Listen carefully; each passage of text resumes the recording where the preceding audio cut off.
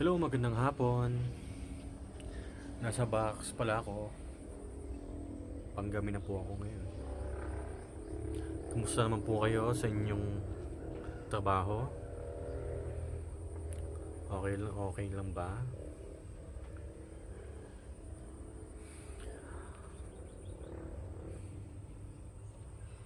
Ang dami nagsasabi na Kristiyano sila. Kristiyano Ang tunay na Kristiyano po sumusunod po sa kabuuan ng Biblia.